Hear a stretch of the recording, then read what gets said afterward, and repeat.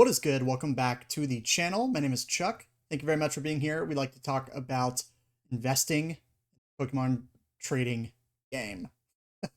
um, it's pretty wild to do that right now. I think when you look at the entire market, the entire space, and you try to identify opportunities, there's really only a few things that come to mind right now. I think a lot of people would say Prismatic Evolutions is the best from a pack perspective, from a display perspective, promos, all of that. You might say 151 or Paldean Fates or Destined Rivals. And I think these are all pretty valid answers, but I would like to present to you today the cyclical, we'll say, alternative to those. Sword and Shield booster boxes, I think, are kind of back on the menu, in my opinion. They have recently had a big jump up, which we have talked about in the past few videos. But we're at the point where I'm seeing a lot of consolidation at these price points.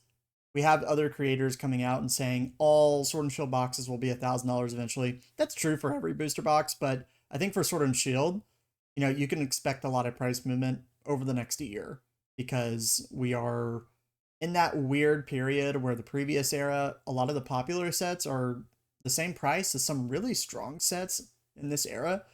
And when I think about deploying my money in this market personally, um, you know, I like to look for like plays where I feel a lot of conviction. I like to look at products that are the best performing products, typically booster boxes or PCTVs is a priority. And Sword and Shield to me is, I don't know if I would call it the best era ever with Scarlet and Violet having the quality that it does, especially in the back half. But it definitely has higher highs. Definitely has higher highs. And the top 5 sets in Sword and Shield are phenomenal, in my opinion. So I'm looking at buying more. I had a chance to buy an Evo Skies box today, but somebody bought it. At a really good price too, like 2,100. So I was wanting to get that, but it didn't work out. Shout out, you know who you are.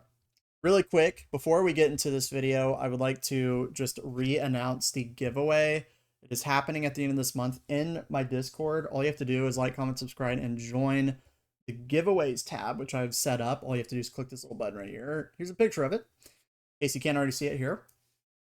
And also, stream tomorrow, of course. But we're having our friend Earn on from Earn Collects. We're going to dive into the market. We're going to answer questions. It's going to be a great time.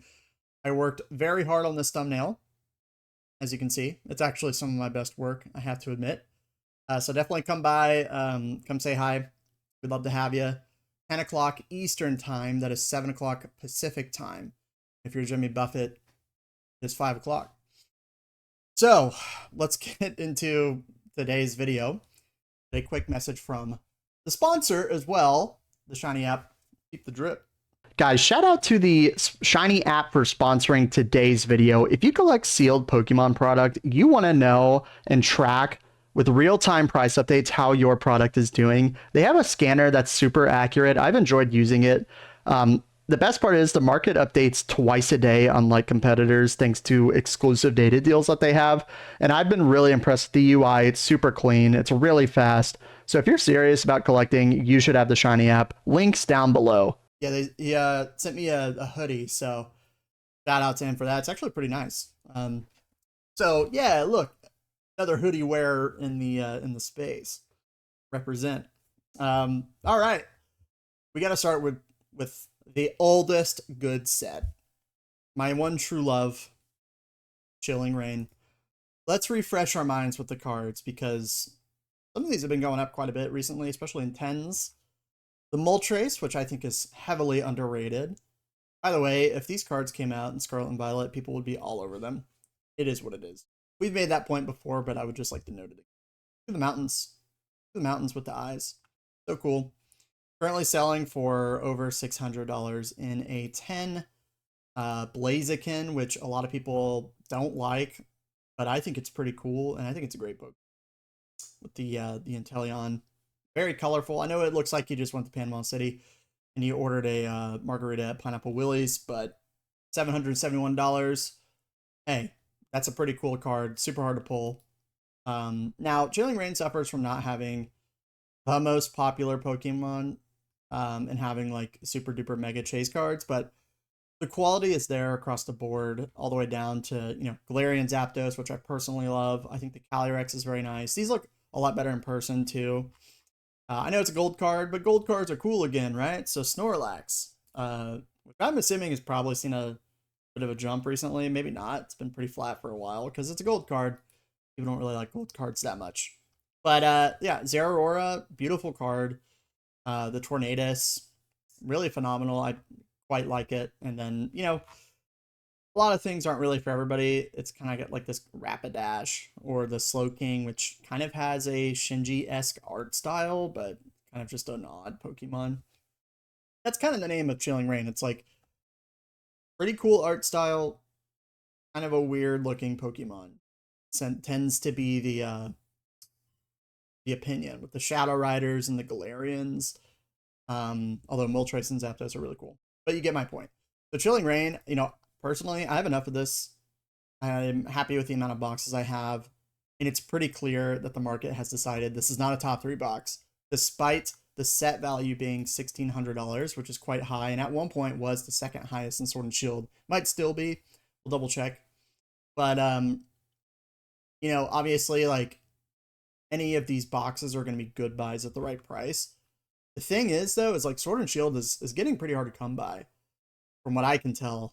I went to some card shows recently. I went to Collecticon. There are not a lot of Sword and Shield boxes because vendors are just saying, hey, why would I sell this? It's out of print. They're going to go up tomorrow. And I'd rather sell other things and make money on cards. And it's kind of understandable. When you look at Chilling Reign, Brilliant Stars, like Silver Tempest, these boxes are the same price as Paldea Evolved. Basically the same price as Destined Rivals, $100 or so more. So it's like, I don't know. I see an amazing opportunity. I think a lot of people are thinking the same, but I do expect some momentum to return into Sword and Shield. And we've called the last few cycles, I would say, of Sword and Shield, which, look, I'm not an expert. I just spend a little bit too much time looking at the market, but this is how the market works. It's very cyclical. Money flows from one thing to the other. People pump one thing, they go to the next. But there's still a lot of organic demand for these boxes in particular, and they're the best products of each set. And I actually definitely prefer booster boxes over PCTBs in Sword and Shield, no doubt about it. So Chilling Reign at like what, $570-ish, I think is going to be a pretty good buy, especially if you're buying for the long. And one I feel relatively confident in, and also has potential to like gain a little bit more respect, kind of like Fusion did, but it doesn't have that big, that big chase card. Evolving Skies. I mean, we talked about this yesterday. Obviously, it's a behemoth. It's a set that I want as much as possible of. I know Team Rocket Joey said Fusion is going to flip Evolving. I don't believe that personally. I know Gengar is really sick and it is my favorite of the era, but like Moonbreon's pretty close, and then you have all these other amazing cards with really popular Pokemon like Medicham in the set. $6,800 set value. This was at one point like 5,000 not long ago. So a lot of these are continuing to move up. Big buyout on the Umbreon. The Moonbreon is like this generation's Charizard. Essentially, the Dragonite has performed really well. This is like probably the best Dragonite ever made, my opinion. And then like, the Sylveon, the Espeon, just really lovely cards. They really cooked on this set. I don't know what happened. But probably selling consistently right now for, I would say, 25, 2,600, somewhere in that range. And I do expect it to be over $3,000 by the end of the year. It's only a matter of time for Sword and Shield to have another pump up. When it does, just because evolving is expensive doesn't mean that the demand isn't going to be there. That's the most important thing. The demand for this set is higher than any other set in the era, and for good reason. Has the most expensive cards in it. Rayquaza on the box. So, yeah, don't get it twisted. $2,000, good price point. Which I had the opportunity to buy today, but it left me. Moving on. Fusion Strike, obviously another behemoth. It is now higher than Chilling Reign in set value. Rest in peace. But for good reason. The Gengar is incredible. Also one of the most popular Pokemon. In many people's eyes, maybe the best Pokemon, including mine. But this art style is awesome. This is what I'm talking about when you talk about the peak of art in Sword and Shield. The highs are very high, I mean. And to me, this is incredible. Espeon's great. The Mews are both pretty cool, especially this one. But the Celebi, I think, is like one of the best Celebi cards. Like these alt arts are unbelievable. When the art extends beyond the border like that, I'm just a huge fan. Just a huge fan, and they didn't have yellow borders on these. It's just perfect. But currently selling for, I'd say about $1,000, somewhere in that range, plus or minus 50 to $100, but pretty consistently in the price point. And I definitely think it's the second best set with a booster box in this era.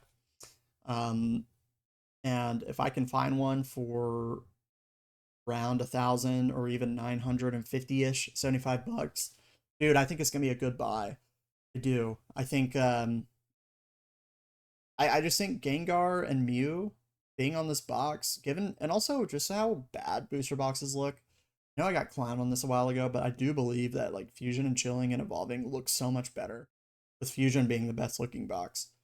And I think that matters because you can actually display this box. Look at this Mega Evolution box I got, which by the way, it's kind of damaged. That doesn't look good. It looks like trash. It literally looks like I stole it out of a GameStop dumpster after I dumpster dived. I mean, the sides are all right, but like the front is just, ugh. I don't get it, dude. I don't get it. I can't believe I'm saying a Sword and Shield box looks great to display, but it's true. Not including everything else inside, but like, yeah, I think Fusion is definitely the second best of the era, and I'm excluding Crown Zenith for the purpose of this video. I think Crown Zenith is arguably the best set of Sword and Shield, but I think it's the second, in my opinion, behind Evolving. So just keep that in mind. Fusion Strike, this is a box I want more of, and I'm just more interested in investing in really strong sets. Just because a box is cheaper doesn't mean it's going to have a higher ROI. Battle Styles versus Evolving Skies. Perfect example. Brilliant Stars. Brilliant Stars. I think Brilliant Stars is pretty undervalued right now. It's selling for what, $550? You could probably find it cheaper at a card show. Here's one 505 free delivery. Does he have reviews? Okay, he doesn't. We'll say 550. 550 to 600. I think Brilliant Stars is heavily underrated. No, it's not underrated. It's undervalued. Pretty solid set value. Great Charizard. The most popular Pokemon, actually. In a really, really cool action setting. Obviously, the prices of the good alt arts in this era are going up, which really benefits these booster boxes. And to me, that it just screams like somewhat undervalued. The Arceus is phenomenal. The trainers are all really cool with popular Pokemon, but again, they have a trainer in it, so the potential is capped a little bit. But they're really great. And you have like the Vaporeon, Flareon, Zekrom, like just a lot of great kind of like midi to cheap level cards. So there is a lot of depth in this set. And when it came out, it was like extremely popular, pretty expensive for the time. And I think Brilliant Stars is kind of due for another big price movement, personally. I think I might prefer Chilling over it, but I think most people would prefer Brilliant over Chilling. For me, I don't know why this box isn't at least like $650 to $700. I'm sure it'll get there very soon. Just kind of the purpose of this video is to say like, dude, these boxes are kind of undervalued at this price point, given how expensive some of the SV booster boxes are.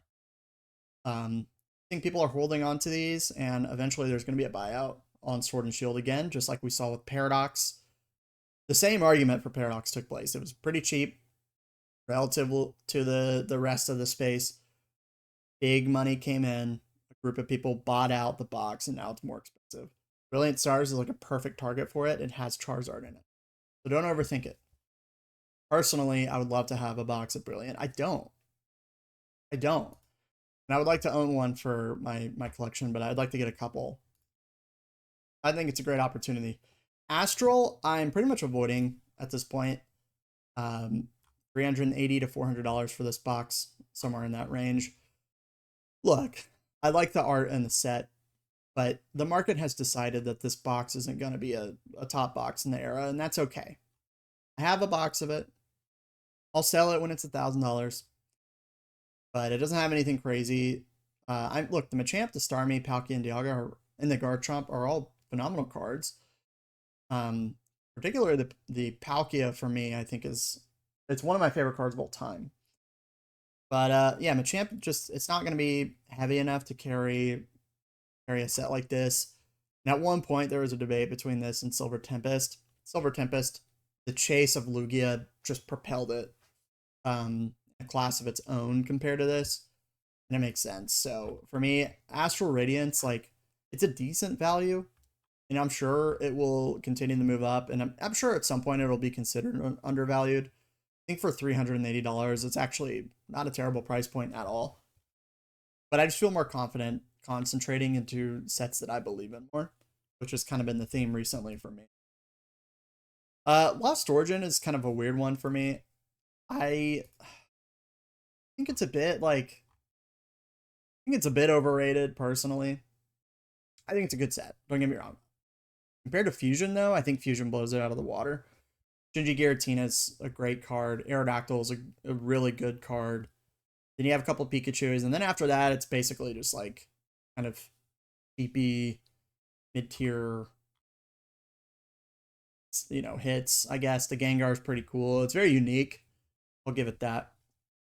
But the Pikachu, the Charizard, I mean, they're fine. They don't do a ton for me, though. And the yellow borders, I'm not crazy about these days, but, it has the chase card. By the way, I don't really like Giratina that much as like a Pokemon. Maybe that's a hot take. I actually think there are some other Shinji cards that are better than this. But it's a big alt art. I get it. It's very expensive. In the box, it's selling for like, I would say 800 plus. It's $800 and $900, give or take. To me, that feels a bit expensive when Brilliant Stars is a few $100s cheaper. And I think it's a set that I prefer. But it could be another situation where the market has decided Lost Origin is just a better set, and that's okay. I think for a little bit extra, I'd rather just have Fusion. I think Fusion's much better than the set. So it's kind of in a weird spot for me personally. I'm sure if you buy this, you'll do very well long term. I have a few boxes myself. I like Lost Origin. I have a ton of loose packs. It is a good set, but I could see like it being well over $1,000 by the end of the year. Fusion, Lost Origin, Brilliant, Chilling, all pretty solid, but yeah, Lost Origin definitely the third best box. But it's the price point's just a bit weird. Just a bit weird for me. There's some really like good value, Brilliant, Chilling. For the money, I'd rather just have Evolving or Fusion. Silver Tempest is definitely an interesting one. It is a bit pricier these days. It's like $550 to $600, which is pretty funny, considering it was like the same price as Astral for a while. And they were kind of considered to be the same. But the market has decided that the Lugia is good enough to propel it to that level, and I kind of agree. This Lugia is one of the best cards ever made, period. And in a 10, I think it goes for like, what, 11, 1200? Somewhere in that range. I'm probably going to keep moving up. The Rayquaza has done a ton of work. The Blaziken, really cool card. I pulled it, actually, back in the day. But beyond that, not a whole lot to say, really. Mostly carried by the Lugia. It's interesting. It's pretty much the same price as Paldea Evolved, but I think it is a better set than Paldea Evolved at this point. Value Evolved is a bit deeper, but I think the highs in silver are a bit higher. So for the money, I think I'd rather have Silver Tempest, and I think, honestly, Silver Tempest is a box I would consider getting more of. I'll probably start selling off my Elite Trainer boxes next year. It's because my ROI is pretty high on them. Like I got them for $15 to $17 on Target last year. Believe it or not, discounts. If you were around, you remember. And I don't think the ETBs are anything super special, and there's a lot of them. But I'd rather put that money into like a booster box. Start consolidating my collection next year. So Silver Tempest is one I'm definitely keeping my eye on, and if it drops a little bit more, I might pull the trigger on one. But I think I would rather have Brilliant over Silver. I'm not saying Chilling because I think I have enough Chilling. I would like maybe a little bit more exposure to Brilliant.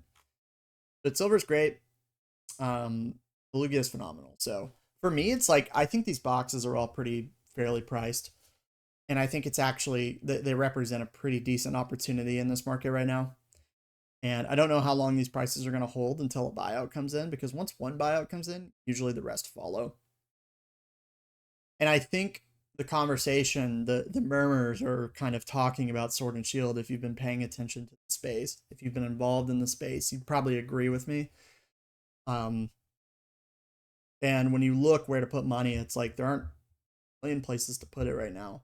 These boxes, even on eBay, are pretty decent prices. So those are my thoughts. I think we'll see a move definitely before the end of the year. It could happen next week in this market. Who knows? But I can't say for certain. I'm expecting a lot of good things for Sword and Shield. I have a ton of conviction. I love the risk level on this set being relatively low. They're done printing. People like them. And as they get older, it becomes more clear what sets are kind of separating. So now's kind of the time for me to make some moves here. So, yeah, let me know what you guys think. I know a lot of you might disagree and say, like, just buy Scarlet and Violet or, mega sets, which I think there's an argument for. I get it, but I feel really good about buying some of these boxes. And I think that matters. So let me know your thoughts down below. Love to hear them. Thank you again to the Shiny app. Come by the stream tomorrow. It's going to be a good one. Looking forward to it greatly. And enter the giveaway. Thank you guys again. I will see you very soon tomorrow morning. Goodbye.